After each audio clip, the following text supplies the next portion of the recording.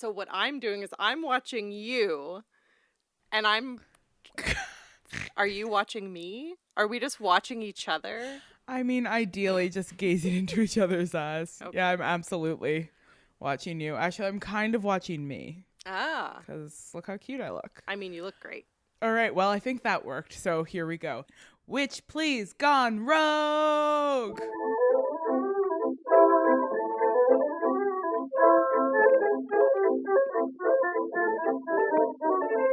Hello and welcome to Witch Please, a podcast about the Harry Potter world. I'm Hannah McGregor. And I'm Marcelle Cosman.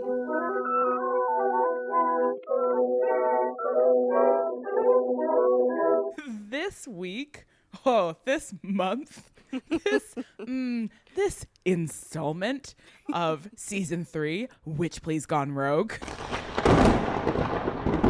brings you an episode very much in the shape of many of our season 2 episodes, where we are going to bring in some audio from a live event recorded elsewhere.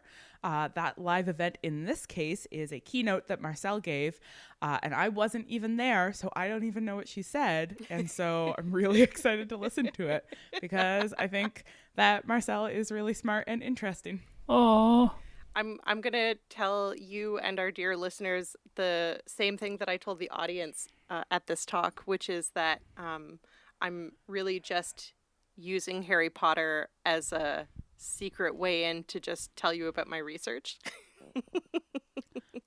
So it's like I talk about Hermione for about 6 seconds and then I'm like, haha, Canadian pulp magazine history, suckers. I love that. Psych. Oh, I can't wait because you know what I also love? What? Canadian pulp magazine history. It's pretty cool. I love it a lot. I'm very interested in it. In a lot of ways, I feel like Witch Plays as a project was a Trojan horse from the beginning, where we took a horse made out of Harry Potter books and we stuffed it full of secret feminism. Just 1,000 handmaidens of feminism crouched inside a horse made out of books. Is this metaphor working? It's working great. And then I'm imagining it like trotting through Harry Potter fandom land, just pooping out feminism everywhere it goes. I don't think the Trojan horse is animate. I'm pretty sure that's how the soldiers got out. Otherwise, they would know it's not a real horse. Duh. Oh, I should know better than to put on eye makeup before recording one of these episodes. I'm a fool. I never learn. Okay. So will you tell us a little bit more about what the actual event was that you gave the keynote at? Yeah. Sorry. At which you gave the keynote? Thank you for correcting that. I was going to have to fix it in post.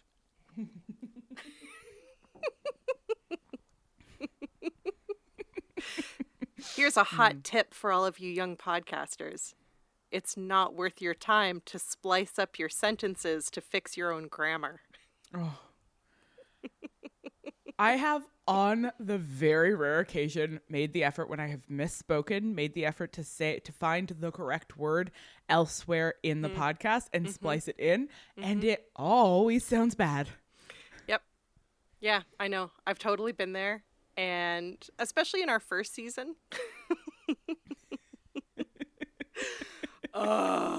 Which we were retroactively dubbing Witch Please Keeping It on the Rails. Witch Please So Legit. Witch Please We Were So Much Younger Then. Witch Please I hadn't even done my candidacy yet. Actually, wait. That's not true. Yes, I did.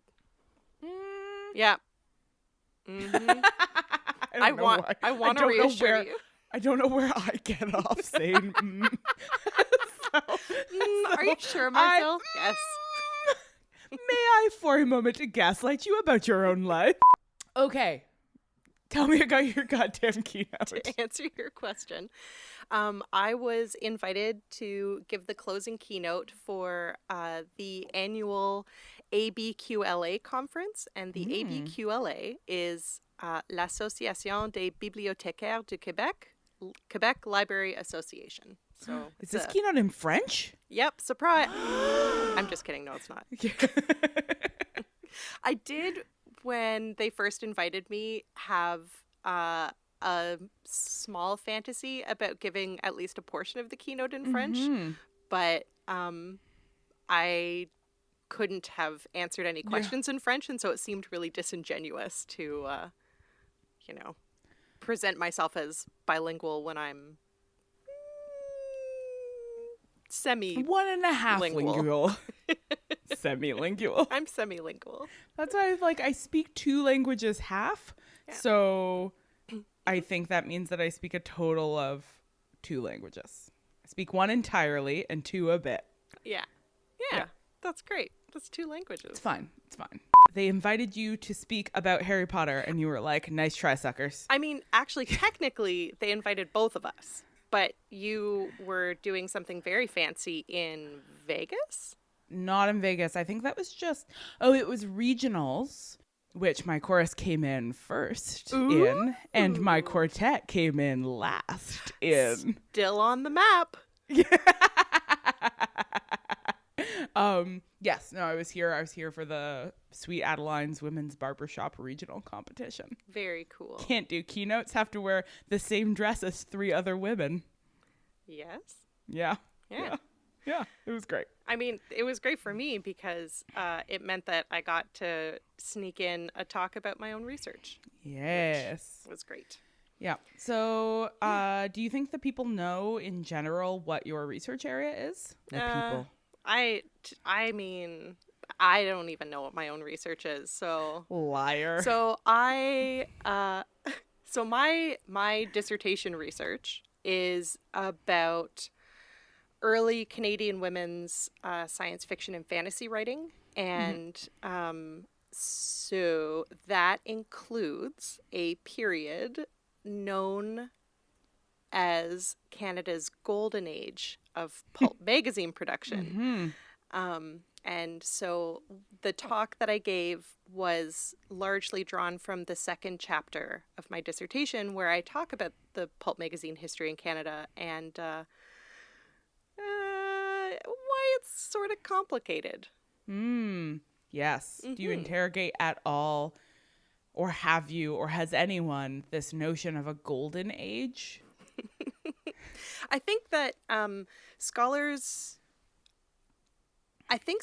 who write about the period critically, by which I mean not just doing like a fluff piece for a magazine. PR for 100 years ago. I think it's really hard to talk about it as a golden age without being a little bit tongue-in-cheek, because it was less than a decade long. It was like closer to 5 years. And the government reacted so swiftly and thoroughly in an attempt to crush it that golden age is very generous. Also, it was like, I can't remember the turn of phrase that I use in my dissertation, and I'm actually not sure if I use this in the talk or not, but it's something like a bunch of opportunistic newspaper expats who came out of the woodwork to start this pulp industry. It was really like people in their kitchens. I mean, I don't know if it was literally their kitchens, but like back alley operations to print 75 copies of a really shitty tabloid magazine that is largely plagiarized from an American periodical that they smuggled over the border. Yes, the rich golden age of Canadian periodical publishing. It has literally never been better than that. So Truly. Yeah. Sorry, people who make Canadian magazines. There are many excellent small Canadian magazines in Canada. It's true, but those are either little magazines or slick magazines. The pulp magazine era was like deliberately trashy. And, I think if we're talking about trashy magazines, I think it is fair to say that Canada truly had a golden age of making trashy magazines. What's the trashiest thing Canada makes now?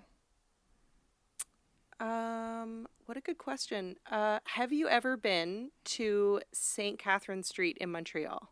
No. Okay. I mean, probably. It is a street that is very bougie, but then the further east you go, it is just all sex shops and strip clubs and really gross bars. So I would say that area is probably the. Oh wait, no, never mind. I take it back. It's definitely Crescent Street, where all the American tourists go when they turn 18 to get really, really drunk. Just that street is the trashiest thing Canada makes. Yeah. Great. Actually, no, I take it back. White Avenue. I just remembered where I live. White Avenue in Edmonton, which is covered in vomit like 4 out of 7 days a week. Covered in vomit. It's wild. Yeah. So I would say the bar culture is, the trashiest bar thing culture, that Canada makes right now. I really thought that you were going somewhere like vis-a-vis print culture. You're like, so on St. Catharines, there are like these local, like, tabloid newspaper. Nope. It's just the street. No, it's just the street. Just the place. Just bar culture in general. I don't know. What do you think? What do you think is the trashiest thing that Canada makes right now? Oh my God. I mean, there's a lot of particular human beings I would like to point at, but I'm not going to because I've already gotten in trouble for naming them on podcasts. What? So instead, you know who they are. And so instead, I'm going to say, so I right now, when I was in Regina in May for the Congress, the big Humanities and Social Sciences conference in Canada, I met up with a bunch of the women running a protest camp on the legislature grounds, and it's called Camp Justice for Our Stolen Children. And there's a number of women there, including Satin Denny, Colton Boushie's sister, and they are protesting the lack of legal response to the high rate of murders of Indigenous people, particularly in Saskatchewan. And they are doing really amazing work. So they've set up teepees and they have a sacred fire going, and it's a safe space where other Indigenous people can come and talk to them and get support. And then also it's a protest camp. So they're trying to get like movement from the legislature. And I'm Facebook friends now with one of the women who I interviewed for that episode. And she posts on Facebook a lot of the racist responses that they are getting for their nonviolent protest camp, including a number of white folks in Saskatchewan proposing that they should implement a Shoot an Indian Day. I've seen that. Yeah. So that's, I think, the trashiest thing Canada's producing. I think that is the clear winner. No competition on that one. I mean, but a street full of vomit is also in its own way an extension of like white supremacy, patriarchy, and capitalism. Sure, yeah. White Ave is not unsaturated with its own violences. Yes. Yes, I will grant you that. Oh man. Yeah. Bringing it down. So that's my theme song. It's good. It's a good theme song. Thanks. It's very, very 2018.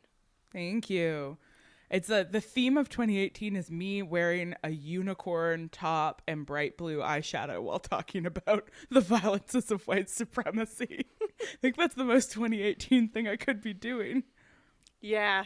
2018 is weird, right? Yeah, it's really weird. It's just like, what's her name? Lisa Frank? Mm-hmm. It's like Lisa Frank and fascism. Mm-hmm. Together at last. Yeah. Good times. Yeah. So, trash. Canada has produced a lot of trash. Mm-hmm. Why do you explain in your talk why you are interested in the trash that Canada has historically produced? That's a good question. I don't think I answer that per se. But I talk about I talk a little bit, but I'll talk more now about the fact that when I started this project, the history of Canadian women science fiction writing, I was really excited about uncovering all of these forgotten feminist texts. And I was really excited to see how that feminism had developed over time, and I was really excited to celebrate that history. And right from the very beginning, and this actually probably won't come as a surprise to anyone who is familiar with the history of white feminism, but these early feminist texts are extremely racist and classist, because at that point in history, the dominant feminist discourse was racist white imperial women who wanted to make Canada a white empire, or who wanted to make Canada a white nation. And whiteness was a very exclusive concept that only applied to certain people with certain characteristics and certain behaviors. And it was pretty remarkable to me. I was very naive when I started this project, and I've learned, I mean, weren't we all before? Well, no, we weren't all. Some people knew what was up. I was not one of them.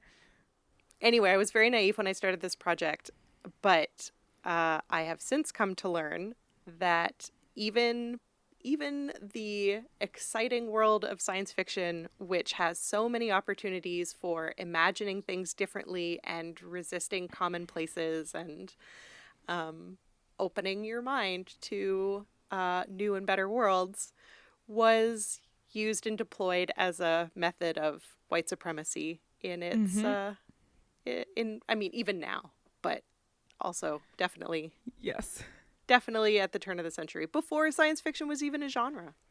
Do you remember the Sad Puppies protest of a couple of years ago?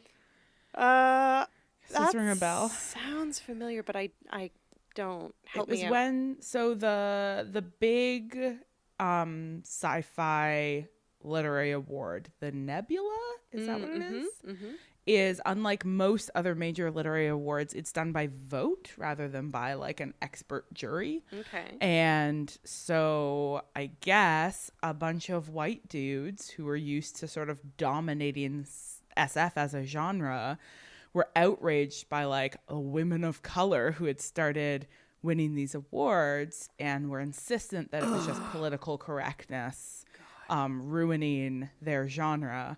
And so they tried to organize like a collective, like they basically tried to game the voting system by like organizing online to get a whole bunch of people to swamp the votes, so that like typical, particularly military science fiction, like, which is a very popular genre with a particular kind of reader, like they tried to push all of that into the winning positions to beat out the like black women who were like owning these awards recently.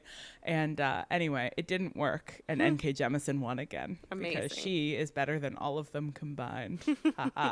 But like that history, like it's so rooted in SF as a genre, right? Like the way that, particularly as like not futurism or speculation as genres, like those are more amorphous and have other kinds of possibilities, but like the publishing history of SF is so rooted in white supremacy. Oh, absolutely, yeah. So Hugo Gernsback is sort of known as the like father of science fiction as a genre because of his magazine. I think it was Amazing Stories. Somebody listening is the right Hugo now named after him? Yes. Okay. Yeah, it absolutely is.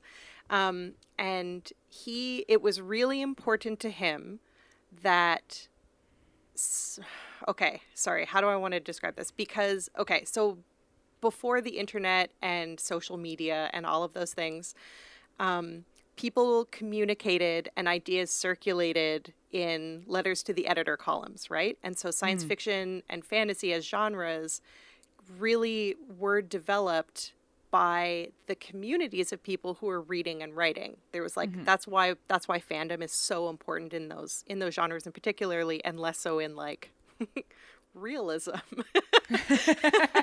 Yeah, literary fiction doesn't care as much about its fandoms. No. And so people were actually, when these things were brand new in the 20s, people were actually contributing to conversations about, well, what should we publish in these magazines? What kinds of stories are we looking for? And that was really how the genre became born. And for Gernsback, Really thought you said that's how the genre became boring. no, I mean, well, no. But for Gernsback, it was really important that the thing that made science fiction, or scientifiction, which it was called, which is disgusting. I wish that had caught on. Don't even try to say it. It's so gross. Scientifiction. Scientifiction. It's terrible. Scientifiction. Scientifiction. No. He felt that that the science needed to be real and believable. And if you think about who had access to science education in the 20s, it wasn't a lot of women, and it was definitely not a lot of people of color, irrespective of gender. Yeah. And that's one of the reasons why our sort of dominant understanding of science fiction has historically been largely produced by white men. It's not that women of color, it's not that people of color and women in general haven't been writing it. It's that the genre sort of became structured around these I mean, this is why material history is so interesting, right? Because actually these people made decisions that produced real consequences.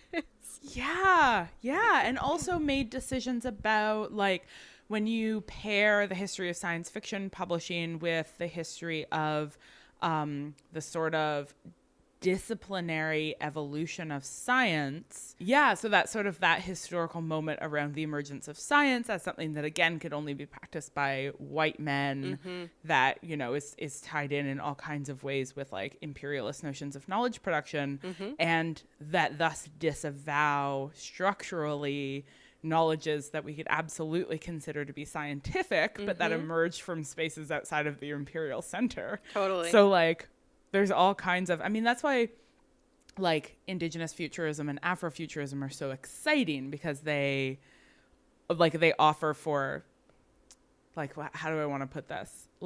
For me as a reader who grew up reading Robert Heinlein and white men's science fiction, I find genres exciting that actually offer me a view of a different world rather than an extrapolation of the world that I was already told was the way things are. Yes, totally. Yeah. Totally. And whenever people get twitchy about what constitutes science, what constitutes the science in science fiction, I really want to remind people that there are a lot of things that we used to consider science, which are pseudoscience. And so phrenology, for example. I was gonna say phrenology. It's my favorite example. The science of people's skulls and what that tells you about their personality and type of character they are. That has been debunked, but it was extremely important in I don't know, the late 19th century. Yeah. Eugenics, another great example of a science that is not real, but was extremely important as a scientific practice to racist and imperialist white people. Yeah, so it makes a lot of sense that scientifiction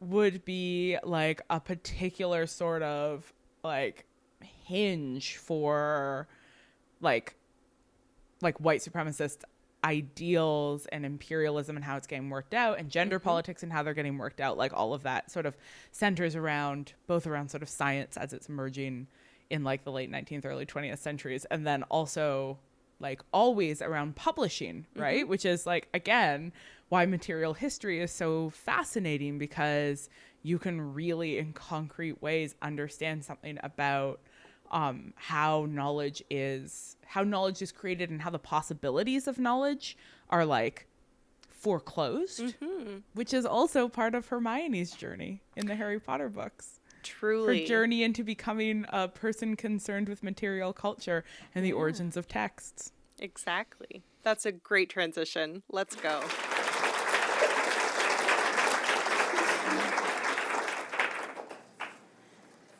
Thank you. Good afternoon, everyone. As a visitor from Amiskwaci, Waskahigan, Edmonton, Treaty 6, and Métis territory, I want to begin by echoing the recognition that Concordia University is located on unceded Indigenous lands. I recognize the Kanien'kehá:ka Nation as the custodians of the lands and waters on which we gather today. It is a great honor and privilege to be back in Tiohtià:ke, Montreal. Thank you so much to the ABQLA Programming Committee, and especially Catherine Hans for reading so many of my emails, for inviting me to give today's closing keynote. It is a pleasure to be here. The significance of being invited to give a keynote while still a PhD student is not lost on me. Moreover, to be invited to give a keynote because of my podcast on Harry Potter feels to me to be a momentous thing indeed. With this talk, I'm going to bridge two more or less distinct areas of my work, my Harry Potter scholarship, if you will, and my research into early Canadian women's science fiction and fantasy writing. I want to do this by thinking through the ways in which Hermione Granger models reading. Hermione is, of course, the true hero of J.K. Rowling's Harry Potter novels. The brightest witch of her age, her careful study and keen intellect blazes the path for Harry to find and defeat the Dark Lord. Throughout the series, Hermione's journey takes her from a devout, pious reader, dedicated to the authority of the written word, to an inspirationally critical reader.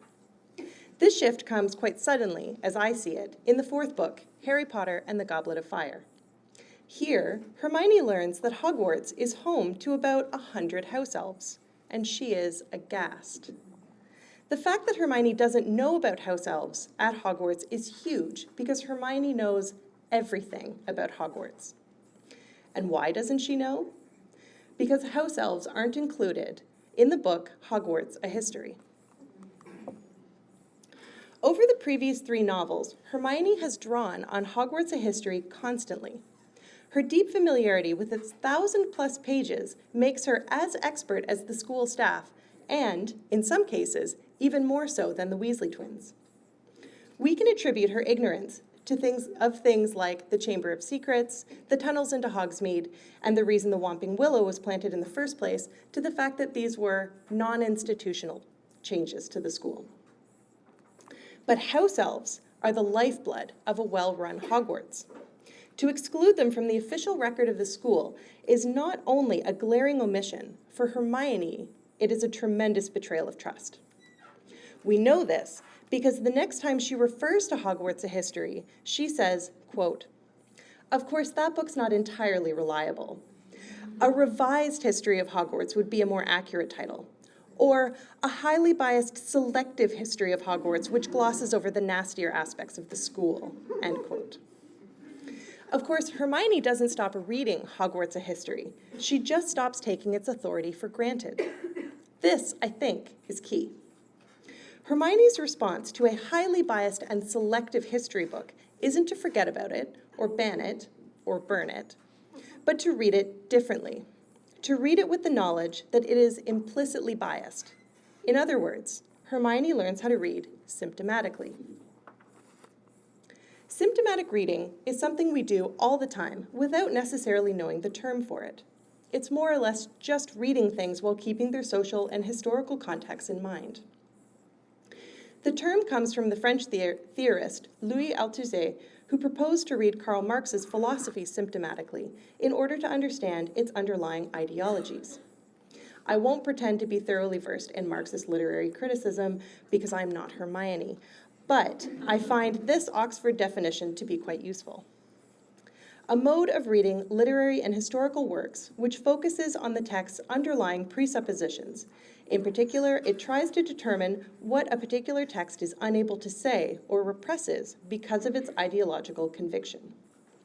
So when Hermione describes Hogwarts: A History as a highly biased and selective history of Hogwarts which glosses over the nastier aspects of the school, she is coming to realize that books aren't just informative. They are tools that reproduce the systems of power that organize our society. As one might expect, After coming to terms with Hogwarts: A History, Hermione goes on to model a brilliant and kaleidoscopic ability to conduct symptomatic readings. This experience radically transforms her relationship to all manner of printed text. In Book 5, Harry Potter and the Order of the Phoenix, Hermione reads the entirety of the ministry-mandated Defense Against the Dark Arts textbook. She concludes, correctly, that its emphasis on theory without practice is a deliberate attempt to disempower students. Further, she carefully analyzes each issue of the Daily Prophet newspaper to stay knowledgeable about the increasingly fascist rule of Cornelius Fudge and the slow Death Eater infiltration of the Ministry of Magic. Meanwhile, Harry, a classically terrible reader, gives up on the prophet because it doesn't tell him what he wants to hear, and as a result, he misses the newspaper's strategic invocation of his own name to turn public opinion against him. Harry. Now, you might rightly ask about Hermione's refusal to deviate from the instructions in her potions textbook in Book 6, Harry Potter and the Half-Blood Prince. And this is a fair counterpoint, because at this point, she should know that textbooks aren't necessarily reliable. But at the same time, she is able to see the latent violence in the mysterious Half-Blood Prince's marginalia in Harry's potions textbook. We as readers instinctively side with Harry, whose devotion to the prince's marginalia has enabled him to outshine Hermione in potions class. That is, until Harry nearly murders Draco in the bathroom by using a spell from the margins labeled for enemies. A critical reader might have asked, what kind of high schooler has enemies? But Harry can't read critically, and so he assumes the spell is a relatively harmless hex or jinx and not a murder spell. Hermione would never have made this mistake. This is pure speculation, but I imagine that if Hermione had gotten the Prince's Potions textbook instead of Harry, she would have tested every one of the annotated recommendations and then written a strongly worded letter to the publisher to explain the many improvements their 30-year-old textbook requires. And no one would have been almost murdered in the bathroom. The last example I'll give here, though I'm happy to talk about more of her drinks later, is Hermione's willingness to read Rita Skeeter's trashy, unauthorized, post-mortem biography, The Life and Lies of Albus Dumbledore. I think this example is splendid. Even though the genre of the book is easy to dismiss as tawdry, sensational gossip, Hermione reads it anyway. She knows that knowledge of Dumbledore's story is mostly gaps, and so for her, the biography isn't so much a fact sheet as it is an archive, rich with letters and anecdotes that might enable her and her friends to piece together what Voldemort is after. She certainly doesn't accept it at face value as a tell-all in the way that the book is marketed and poor Harry is manipulated into believing, but rather approaches it as a reflection of their current political and social moment. So we have to remember that as far as anyone knew at this time, Dumbledore was the victim of a political assassination. He was the main antagonist of fascism in the wizarding world, and his death marks a tipping point in the balance of power between mainstream ministry democracy and Death Eater fascism. Hermione knows Rita Skeeter to be a prolific and controversial writer with a keen sense of the zeitgeist. She knows there's no way Skeeter would have written a book that could endanger her life or her career, and so Hermione must recognize the book as intentionally non-threatening to the fascist political regime vying for power. Of course, this isn't to say that Skeeter would have written a less sensational book had it been a different time, and probably not, based on the way that she wrote about Harry and the Goblet of Fire. But we don't need to speculate when taking into account the specific conditions that produce the book while also interpreting its contents. For Hermione, the book isn't proof that Dumbledore lied to or manipulated Harry. It is merely a book meant to discredit an anti-fascist that was published in an increasingly fascist time. As a critical reader, Hermione is unhindered by either devotion to or distrust of specific authors, genres, or even literary forms. Does she retain prejudices with respect to those things? Undeniably. But she shows us the value of reading across genre, form, and even authorial reliability in order to have as much information as possible. The Hermione Granger who sits in the snow reading The Life and Lies of Albus Dumbledore is my favorite example of archival praxis. It is completely and utterly unsurprising to me that all of the time and care she puts into her Dumbledore research ultimately hinges on a tiny incidental mark she just happens to notice, and a picture of a young man whom Harry thinks maybe he's seen before. This, at least in my experience, is archival research to a T. Not having a clue what you're looking for, but looking anyway because you know there has to be something. Not knowing what to ask about or whom. Taking random chances, defying death, fighting giant snakes. Why they have giant snakes in Library and Archives Canada, I will never know. When I started my PhD in 2012, I wanted to compare contemporary Canadian women's science fiction to proto-science fiction written by Canadian women around the early 20th century. I wanted to see what these texts could tell us about the development of Canadian feminism over the last 100 or so years. Only it turned out I couldn't do this project because no one, not a single person, had published anything about early 20th century science fiction written by Canadian women. What if there wasn't any? I had just assumed that there would be, but suddenly I realized how foolish that was. I had never heard of any early Canadian women's science fiction. I had never read any early Canadian women's science fiction. And come to think of it, neither science fiction nor fantasy showed up in any of the CanLit anthologies I'd used during my undergraduate and master's degrees. Maybe Canadians didn't write science fiction until the 1980s. Maybe Margaret Atwood invented Canadian science fiction. Impossible. It seemed to me to be impossible that this was the case. But, like Hermione, I had nothing to go on other than my sense that there must be more to the story. And so I did what Hermione would do. I went to the library. Actually, I went to several libraries. Library and Archives Canada with the snakes. The Merrill Collection of Science Fiction, Speculation and Fantasy at the Toronto Public Library, and the Bob Gibson Collection of Speculative Literatures at the University of Calgary. My first trips were a bust because I didn't know what I didn't know, and it led me to a number of false starts. But I made the best of it, and gradually I came to learn that Canadian women did write science fictional literatures as early as 1896 and all the way through the early and mid-20th century. But the vast majority of these works were published in American magazines. 5 years of archival research later, I have unraveled what feels like an elaborate conspiracy theory about the absence of science fiction from what we call CanLit.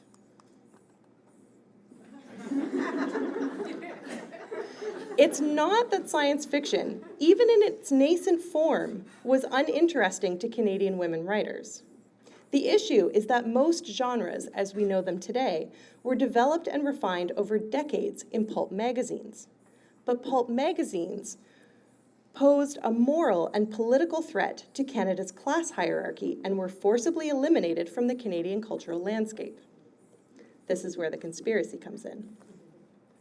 For the next 20 or so minutes, I'll walk you through my research, which looks a little bit like this, and then bring it back to Hermione's journey and how this juxtaposition helps me to understand my own work. If ever there was an audience that didn't need convincing about books causing a moral panic, it's librarians. I imagine most of you are probably familiar with the anxiety that comic books caused among guardians of children's moral development back in the 1930s and 40s. What you may not know is that Canadian pulp magazines experienced an almost parallel fate, and as a result, forestalled the incorporation of popular genres like science fiction and fantasy into what we call CanLit until well into the 1990s. Before mass market paperbacks, the pulps were low-cost and cheap quality fiction magazines printed on pulpwood paper from which they got their name. They had few advertisements and brightly colored sensational covers. They were extremely affordable and very popular. Unlike more recent moral panics about children's books, Harry Potter promoting witchcraft, for example, the panic that both comics and pulp magazines induced in Canada was deeply interconnected with cheapness. That is, early 20th century moral guardians saw clear associations between cheapness and immorality. It's true that the depictions of violence in comics and pulps caused an uproar amongst parents, teachers, librarians, and religious figures, but this focus obscures the broader campaign against cheap reading materials that was motivated by an elite condemnation for lowbrow reading, and, I believe, a concurrent anxiety about social and cultural power. If we follow the genealogy of cheap reading materials from comic books and pulp magazines back in time to dime novels, penny dreadfuls, and even 19th century story papers, we find a parallel genealogy of elite disapproval over the kinds of things working class people like to read. Essentially, rich people have been worried about poor people's reading habits since the emergence of the printing press. Working class literacy in particular poses a threat to the cultural and economic systems dependent on proletarian complacency, because a literate proletariat is able to write, consume, and circulate seditious texts. In the 1930s and 40s, the Canadian state sought to define itself as a strong, unified nation, not only independent from Britain, but in opposition to the growing influence of communism as well. Catherine defines the 1930s America communism binary as, quote, one of the most powerful ideological oppositions of the 20th century, end quote. So much so that the terms have become mutually constitutive. The Canadian government's maneuvers to control pulp magazine distribution in Canada during this period can and should be understood in relation to the state's contemporaneous anxiety over a possible working class revolution. This is not to say that pulp fiction necessarily aligned with revolutionary politics. Generally speaking, the American pulp magazine industry actually reinforced class hierarchies. Marcelle Smith explains that it was commonplace for American magazine owners to subsidize the production of their middle class and elite magazines with the profit margins from pulp magazine sales. In this way, Smith argues, pulp magazines, quote, could be exploited as a base commodity that funded high culture, much in the same way that the mass labor of typical pulp readers supported the power and elitism of the upper classes, end quote. An excellent example is the American hard-boiled detective pulp, Black Mask, whose sale after a mere 8 published issues, 8 issues, allowed its owners to subsidize the production costs of their elite magazine, The Smart Set. Now, this was not the business model for Canada's pulp magazine industry.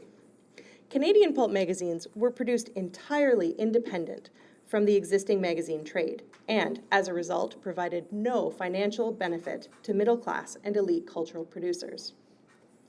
Until the 1940s, there wasn't much of a Canadian pulp magazine industry to speak of. The American pulps were well circulated throughout Canadian cities, with Canadian readers making up about 10% of American pulp sales, which is around 1 million issues per week in the 1920s and 30s, according to Smith. This wasn't a market that Canadian magazine producers were willing to tap. Then, on December 6, 1940, the Canadian government passed the War Exchange Conservation Act, a trade embargo on consumer goods produced outside of what was known as the Sterling area, which was made up of countries that either used or pegged their currency to the pound sterling. The embargo included things like chocolate, playing cards, and pulp magazines. The pulps were widely known to be the primary reading material of the working class, and scholars like Marcelle Smith, Carolyn Strange, and Tina Liu all point to the classist nature of the embargo, given that middle and elite class magazines, those were called slicks, would continue to be imported. In fact, the phrasing of the War Exchange Conservation Act gave the Minister of National Revenue discretion over which items were desirable and may therefore be afforded a permit to enter Canada, and which ones could not. In banning pulp magazines, but not slicks, the Act capitalized on what Smith calls, quote, the inferior class status of the pulps, combined with the belief that the pulps promoted moral degeneration, end quote. This allowed the rationale for the pulp embargo to be both moral and economic. Rich people can keep spending money on American magazines, but poor people can't because cheap magazines are bad. In practical terms, Smith explains, the War Exchange Conservation Act enabled the federal government to control, quote, the reading matter of Canadian citizens who possess the least degree of economic and social power, end quote. In a surprise turn of events, the act precipitated a surge of Canadian pulp magazine production. As I mentioned earlier, this new pulp industry operated radically different from its American counterpart. It wasn't Canada's established magazine industry that took advantage of the void in the periodical market. It was a handful of upstarts and opportunistic newspaper expats who came out of the woodwork to capitalize on the massive demand for pulp magazines. They set up small-scale publishing operations and produced scores of low-brow periodicals completely independent of the Canadian magazine trade, and they were tremendously successful. Michelle Smith writes of one example, Alec Valentine's Al-Val Publishing Company, which grew to have numerous subsidiaries, and explains that between 1941 and 45, quote, Valentine's Publishing House sustained itself with the monthly production of 15 top-selling true crime magazines and 4 crime fiction magazines. Further, at the publishing house's peak in 1943 to 45, Valentine was publishing up to 44 different titles on a monthly basis, end quote. At their core, these Canadian pulp magazines served as a de facto threat to the dominance of elite cultural production. It's important to remember that during the 1940s, Canadian cultural sovereignty and national sovereignty were increasingly seen as the same thing, and so a threat to one was necessarily interpreted as a threat to the other.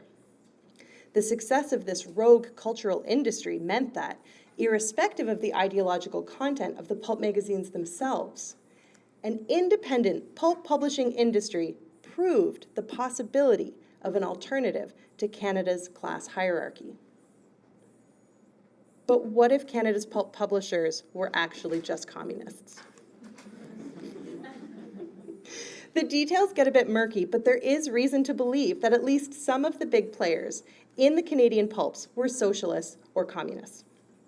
As I already mentioned, the American pulp industry was owned by mainstream magazine producers and wasn't, in and of itself, a revolutionary medium.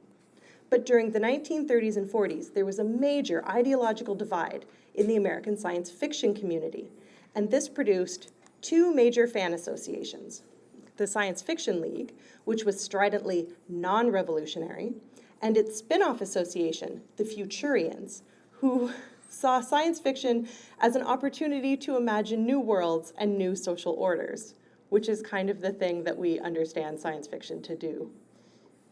So the Futurians were largely commies and Trotskyists, and their works were published regularly in Canada's main science fiction pulp, Uncanny Tales.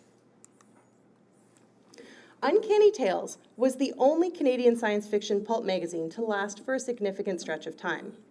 It was edited by a man named Melvin Colby and published by Atom Publishing, which was a subsidiary of the Al-Val Publishing Company. According to an anecdote by noted anti-communist Sam Moskowitz, a writer and literary agent who headed the New York branch of the Science Fiction League, so the non-revolutionary one, Melvin Colby was a strong leftist who conspired with the Futurians to keep anti-revolutionary science fiction out of circulation. Over a period of several months, Moskowitz had sent Colby about 100,000 words of original manuscripts to publish in Uncanny Tales, none of which Colby paid for, nor published, nor returned. Moskowitz concludes the story by describing an encounter with another one of the Futurians, John B. Michel, who said to him, and I quote, "Don't you know what we pulled on you?" End quote. And he explained that the Futurians had supplied Colby with the stories that he needed for free, provided he dropped Moskowitz, whose politics Colby didn't like anyway. According to Moskowitz, Michel departed almost bent over with laughter. Reading symptomatically, here's what I take from the story. The editor of Canada's major science fiction pulp magazine was a strong leftist who filled the magazine's pages with reprints of works by known socialists and communists in the American science fiction field. and strategically withheld from publication works of science fiction that were ideologically non-revolutionary. And that magazine was owned by Alec Valentine, one of Canada's most prolific pulp publishers. On its own, the story doesn't prove that Canada's pulp industry was a hothouse for proletarian politics. But when we consider it in light of the industry's independence from established Canadian culture enterprises, the theory becomes a bit more persuasive. And, of course, there's the federal government's strategic framing of the pulp industry as un-Canadian that we have to take into account. The War Exchange Conservation Act was nullified by the end of World War II, and soon American pulps returned to Canada's newsstands. Although this was devastating to a handful of publishers, and it spelled the end of magazines like Uncanny Tales, there were some pulp publishers whose success lasted through the 1940s. The Alval Publishing Company continued to produce pulp magazines in a variety of genres, as well as publishing comics and, eventually, salacious pulp paperbacks until the early 1950s. Superior Publishing, the longest-running Canadian producer of pulps, survived until 1956. So eventually, the Canadian... Ooh, hi, sweetie. That's my baby. Eventually, the government's interest in controlling lowbrow reading material ceased to be framed in terms of cross-border economics and started to be a matter of overt cultural integrity. By the end of the 1940s, Canada's elite responded to the ongoing production of pulp magazines with much paranoia about the alien American influence and the insidious threat these magazines posed to the moral development of Canada's children. Crime genres, in particular, raised the specter of pulp magazines as a kind of immoral American mass culture boogeyman, seducing readers into a depravity that was decidedly un-Canadian. It's crucial to know that Canadian pulp magazines were saturated with nationalist rhetoric. Michelle Smith explains that even though these magazines copied the form of the previously embargoed American periodicals, they did so while affecting a nationalist identity to set themselves apart from their American predecessors. Valentine's pulps, for example, used wartime rhetoric to make leisure reading a way of patriotically supporting the Canadian economy. Blurbs and ads stated, "Each issue was packed with the best stories that Canada's authors can produce. Get your copy today." And edited and printed in Canada by trade union workmen on Canadian paper. Superior publications, too, would emphasize nationalist pride and promise original Canadian content. For example, the back cover of the second issue of Science Fiction, a short-lived publication, it lasted 3 issues, devoted entirely to reprints of American SF, states, "This magazine is an all-Canadian product, printed and published in Canada and distributed by a Canadian distributing firm. By the purchase of this periodical, you are giving Canadians employment, Canadians who are paying taxes, buying war saving certificates and victory bonds, doing their bit to preserve a free Canada and to maintain our prosperity." Further down the page, the promise is reiterated. "Ours are truly all Canadian magazines, conceived, edited, and written in Canada by Canadians, adding to our country's business." The magazine was entirely made up of American reprints. Entirely. So channeling my inner Hermione, I think we can look beyond the contents and consider how this nationalist rhetoric might have appealed or been intended to appeal to a working class audience. The magazine seemed to go out of their way to identify with the working class, positioning those readers as frontlines producers and consumers of Canadian culture, irrespective of the heavy reliance on American content. Carolyn Strange and Tina Liu have further argued that Canadian stories published in crime pulps consistently promoted conservative Canadian nationalist values. Speaking to the moralism of Canadian true crime magazines, they argue, and I quote, "A detailed analysis of these crime narratives illustrates how Canadian pulps persistently conveyed the moral that sinfulness leads to earthly punishment. Every crime sprang from pride, envy, anger, greed, or lust.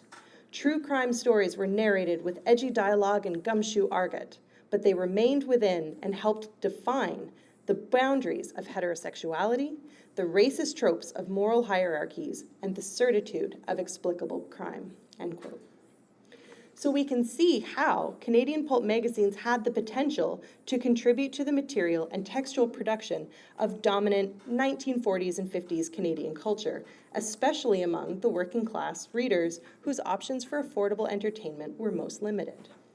But the cultural and political elite were allergic to any interpretation of the pulps as Canadian cultural production.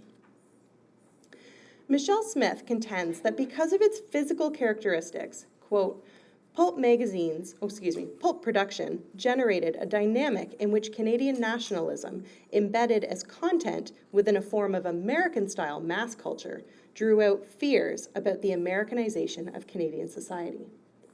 This meant that editorial strategies to replicate the American pulp magazine style in order to capture its Canadian market could be interpreted as, and I quote, American culture being replicated within the boundaries of the Canadian nation in a manner that eroded distinctions between American and Canadian literary culture, end quote. Now, in retrospect, we can argue that American pulp magazines developed their distinctive style over decades, whereas Canadian pulps had no comparable history or opportunity for development. But the federal government had many allies in its war on pulps. Religious organizations, voluntary associations like Kiwanis clubs, and public institutions like schools, libraries, and parent-teacher associations had been lobbying Parliament to make lowbrow reading, not literacy, but what people read, a matter of public concern. The argument these groups used was of the think of the children type, decrying the representations of crime and violence in cheap reading materials. Responding to these calls for action, Davy Fulton, Member of Parliament for Kamloops, BC, introduced a private member's bill to the House of Commons to amend the criminal code to categorize as obscene the depiction of crimes in pulp magazines and comics. According to Fulton, quote, this bill is designed to amend the criminal code to cover magazines and periodicals commonly called crime comics, the publication of which is at present time legal, but which it is widely felt tend to the lowering of morals and to inducing the commission of crimes by juveniles. Fulton's bill, I argue, provided for the members of Parliament and cultural producers invested in maintaining Canada's class stratification an opportunity to get rid of the pulps altogether. When reintroducing his amendment to Parliament after the 1949 federal election, Fulton clarifies that its target, quote, is not the ordinary comic strip in the paper, but rather what is commonly called the crime comic.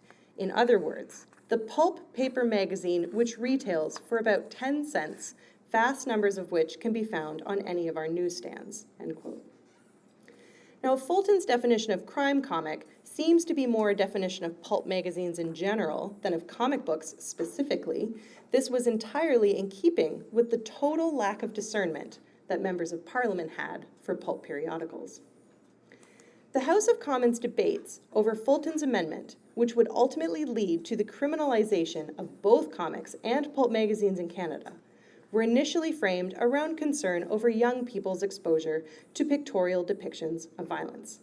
However, transcripts of these debates showed the discussion devolving quickly into hand-wringing over lowbrow reading culture in general, with only a surface interest in the circulation of comics. For example, Ernest George Hansel, member for McLeod, who positions himself as something of an expert on unwholesome literature, having compiled, and I quote, quite a file of this material over the past few years, end quote, conflates crime comics and what we might call tabloids in his remarks about the need for the amendment. He begins by describing a crime comic called Crime Does Not Pay, but then quickly moves on to another periodical called Girls on City Streets.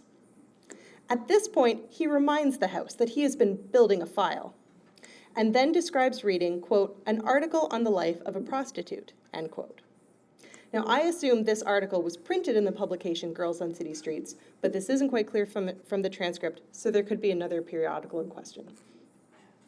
Then, reminding the House of his file yet again, Hansel states, I did not obtain this merely to read. Of course, I had to read it, Mr. Speaker, or I would not have had the evidence. End quote. Neither Girls on City Streets nor the article Hansel claims he read for research are characterized as comics or even having pictures, suggesting to me that the purported anxiety over pictorial depictions of violence is in fact a campaign against the pulp magazine industry as a whole. In fact, so loose is the definition of crime comics during these debates that one member, Angus McInnes, abandons pretext altogether, stating, quote, I have received a number of letters and resolutions from organizations in my province urging that I support some measure, though not necessarily this one, to restrict the circulation of crime comics or whatever we choose to call the sort of literature under discussion, end quote. The language used by members of Parliament throughout these debates relies heavily on concern over children's reading practices, and this is supposed to justify the scope of the amendment. Further, members of Parliament concur that it is not merely enough to censor bad reading materials, that action must be taken to encourage the right kind of reading. Roy Knight, for example, implores, quote, I suggest that instead of censorship or court action, we institute a counterattack by substituting things that are good for things that are evil. Let there be a cultivation of taste for good literature while people are still young. Let us give our young people better literature, end quote. Angus McInnes, too, laments, quote, the amount of trash offered for sale and the very small amount of literature that is worthwhile, end quote. Keeping in mind that these debates occurred while the Royal Commission on National Development in the Arts, Letters and Sciences, which is more commonly known as the Massey Commission, undertook to inventory cultural production in Canada, it is clear that this was a period of cleaning house, culturally speaking. Crime comics and the alleged threat they posed to children provided members of the Canadian government who were concerned with refining culture an opportunity to get rid of the entire tawdry pulp industry. It is thus no coincidence that during the debate on Fulton's proposed amendment to the Criminal Code, an amendment that records show is only superficially about comics, members of Parliament take the opportunity to expound on Canada's need for a better literature, and, indeed, a Canadian literature to define and unify the nation. Between 1949 and 51, the Massey Commission brought the matter of Canadian cultural production into public conversation. And, following its report in 1951, came a variety of government-sponsored institutions and funding bodies to support cultural production. But only high culture. According to Maria Tippett, a great deal of cultural production in Canada had been Americanized after World War I, including music, theater, and writing.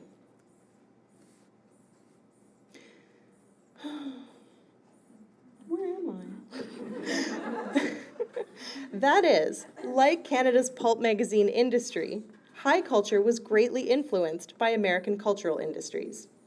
With concentrated government support, however, most notably the Canada Council for the Arts, which was established in 1957, these American-influenced arts could be Canadianized and eventually make Canada an internationally acclaimed producer of arts and culture. But there were no efforts to secure the viability of Canada's pulp magazines or comic books or mass-market fiction published in paperback form. Fulton's bill had not only successfully marginalized pulp magazines and comics as American culture, undeserving of Canadian governmental support, it also ostracized that particular iteration of American culture as immoral and, therefore, criminal. Interestingly, Fulton would testify as to the inefficacy of Canada's anti-pulp legislation before the U.S. Senate Subcommittee on Juvenile Delinquency in the spring of 1954. According to Amy Nyberg's analysis of the hearings, quote, the law to ban the sale of crime and horror comics had proven ineffective in Canada. After it passed, that type of comic was replaced by what Fulton termed salacious material, and within the year, the crime and horror comics were back on the stands as well. Canadian law enforcement officials proved reluctant to prosecute retailers and distributors under the law, and the publishers were American and therefore not subject to Canadian law. Thus, the outcome of Fulton's bill was not the elimination of crime comics and pulps from Canada, but only the elimination of Canada's pulp magazine and comics industries. The mass culture circulating in Canada therefore remained dominated by American producers, ultimately proving correct the elite characterization of mass culture as American. The eradication of pulp magazine production from the Canadian cultural landscape had the added effect of marginalizing genre fiction wholesale as part of an American and therefore insurmountably un-Canadian tradition. And ultimately, this disqualified working class and young readers who were fans of mass culture from participating in Canadian culture. By framing mass culture as un-Canadian, Canada's political and cultural elite tied specific forms of cultural production to national loyalty. In David Ketterer's words, quote, "Realism and naturalism were tools of nationalism. To describe the Canadian reality was, supposedly, to create the Canadian reality," end quote. This attitude produced a self-perpetuating literary tradition in which Canadian writers were obliged to publish their non-realist writing in American and some British venues. Canadian author Phyllis Gottlieb, for example, is quoted by Ketterer as believing her science fiction career to be, quote, "somehow un-Canadian, maybe even treasonable," end quote. I wish I could say that reading the Harry Potter series made me a better researcher, but that's not entirely true. This analysis of how Hermione models a critical and symptomatic reading only occurred to me when I started brainstorming for this keynote. But it has revolutionized how I understand my own research and method as reading symptomatically. Archival research, I have come to learn, requires a willingness to read everything without hierarchizing those texts based on genre. To understand the history of Canadian women's science fiction writing, I consulted pulp magazines, slick magazines, fan-driven online databases, blogs, bibliographies and indexes, every book on American women's SF I could find, comic book dealers, used book dealers, collectors, scholars, government documents, and even a few academic journals and scholarly monographs. Any consultation I did with Canadian literary histories required me to read symptomatically in order to get a sense of the ideologies motivating the so-called understanding of Canadian culture. I already suspected that the history of English Canadian literature was an elitist one, and the fact that the majority of my research took place outside of CanLit's official narrative channels validated that suspicion. Archival research also requires an ambivalence about what we find. I was so excited about the science fiction stories that I found written by Canadian women. I was excited to read their nascent feminisms and imagined better worlds. I was excited to argue in my dissertation that their exclusion from CanLit was classist and misogynist, which it is, but I began this project with a great deal of naivete. As I read the stories, I realized that my project wouldn't be a celebratory recovery of lost Canadian women's science fiction.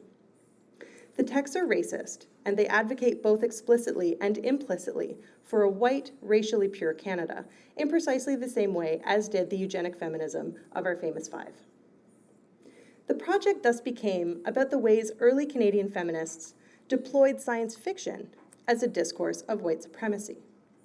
It's a more valuable project than the one I'd envisioned, but a more complicated one, and that's okay. Hermione's research into the martyred Albus Dumbledore, revealing him to have been a young fascist, reminds me that it's okay if what we uncover makes us interrogate our own beliefs. Understanding the history of white feminism is something that we need in Canada, where so many of us deny our own racism. These early Canadian women's science fiction texts help me recognize white women's historical and current investments in white supremacy. Acknowledging pulp's classist erasure is a key piece of the puzzle, too. The answer isn't to leave the magazines in the archive, but to read them differently. To read them to understand the structures of power that organize our society through culture. And then we can do better. Thank you, and may the 4th be with you. So, Hannah, what did you think about my keynote? Oh, so smart, so good. You're so Thank smart you. and good. Oh, thank you. Do we have any closing business, or are we? I mean, we're just can't off think of any. which please off the rails, you know? Yeah, which plays completely off the rails. Ooh, you know what we can do? What? We can give the people something exciting to look forward to, which is an upcoming episode, which will come out sometime in the next couple months. Featuring everyone's favorite guy with a film degree. So excited. I Excited. know. I'm going to Edmonton for a week in August, and we're going to record at least one and possibly two episodes with Neil. Yeah. And I'm really tickled. I mean, I'm obviously tickled to see you. Duh. You're going to see me in 12 hours, not Yeah. 12. 18. Yeah. 18. Yeah, I'm really thrilled. We are going to recognizing that the schedule for season 3, since it is Which Plays Gone Rogue, it's going to be irregular. It's you know what? Episodes are going to come out when they come out. Yep. And bless those of you who have stuck with us. I also want to say a huge thank you to everybody who has donated through the link that we set up on the website. You know, at some point I will defy Marcelle's orders and actually shout out the people who have donated so far. So if you desperately miss the Twitter lists and have always dreamed of having your name pronounced poorly on Which Please, go ahead, head over to the website, ohwhchplease.ca, and click on the link that says Gringotts.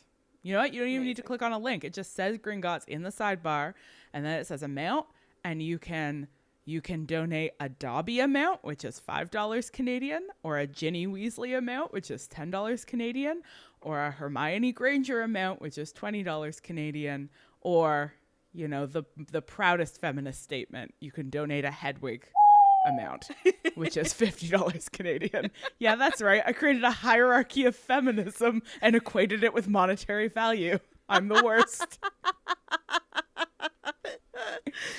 Oh my God. This is the radical and aggressive feminist agenda at work right here. Yep, absolutely. Don't forget that if you ever want to buy any Which Please merch, you can do that at society6.com/ohwhchplease. And you can look forward to seeing some new items in that store at some point this season, both because I am designing a thing and also because I have somehow convinced my friend who is better at graphic design than me to turn my ideas into things that don't look shitty. So cool. Look forward to that. Listen, your things don't look shitty. They look beautiful. They're beautiful, and I am definitely gonna complete and post my my sound effect collage, which is very beautiful. But you can also look forward to a Malcoy design some point in the future, and hopefully to a No Tall Men, despite the fact that my friend who is doing the graphic design is a very tall man. And was like, can you explain this joke to me? And I was like, maybe. Hashtag not all tall Not men. all tall. Not all Hashtag tall not all men. tall men. Yep. You know what? What? If 100 people donate, Jesus fucking Christ, what are you about to sign us up for? I will read the names of you If a- monsters giving us money. Oh my God. Oh my God. If 100, that's it. If 100 people donate, Yeah. Marcelle will read your names. Let me just Like as see. painfully as I can possibly manage to do it because You'll you miss- know that I hate it. She'll mispronounce your names. We are currently probably somewhere around 20. Oh my goodness. So Yeah, so 99 or fewer, and you get Hannah's beautiful mellifluous voice doing it. But 100 or more, and I will suffer. I will suffer through every one. Oh my God, you can make this happen, folks. It's only $5. All right. Well, thank you so much for listening to season 3, episode 2 of Which Please? Which? Please? Please? Never gets old. You can find the rest of our episodes at that website I already mentioned, whichplease.ca. Special thanks, as always, to our erstwhile tech support and the robot of our hearts, Trevor Chow-Fraser. Hi, how are you? Sorry, I'm just going to do the sound effects now. Hi, how are you doing? Hi, how are you doing? That's good. That sounds like Trevor. No, it doesn't. All right, so we will be back in a unknowable quantity of time to bring you another episode that will be roughly the same amount, if not more, unhinged. But until then, later, witches.